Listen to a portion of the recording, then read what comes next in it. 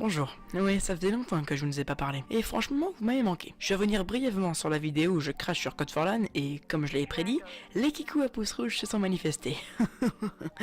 C'est tout ce que tu sais faire. Je reviendrai sur ton cas plus tard, Forlan.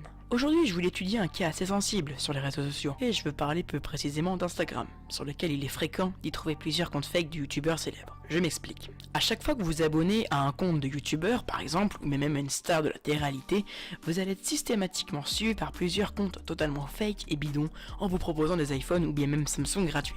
La méthode des escrocs est simple. Gagnez votre confiance.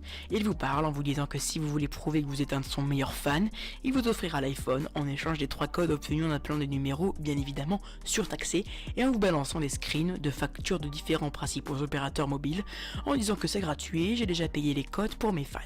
Enfin, plein de conneries pour vous y faire croire un maximum de temps.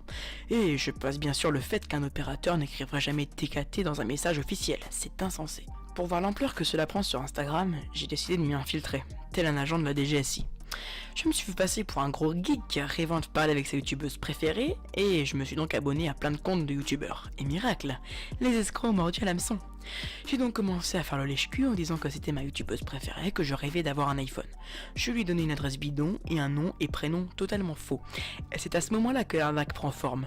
Elle m'a ensuite envoyé un texte me prétendant d'appeler un numéro, bien évidemment surtaxé, pour avoir les 5 codes, et ensuite elle m'a dit qu'elle avait tout payé et que l'appel me revient donc à 0,000 centimes d'euros. Pour essayer de la duper, je lui ai envoyé une série de chiffres totalement au hasard et elle m'a dit bye, disant qu'elle n'avait pas le temps, et je lui ai donc dit que c'était du fait que je l'ai insulté, je l'ai lynché l'insulte et elle m'a bloqué.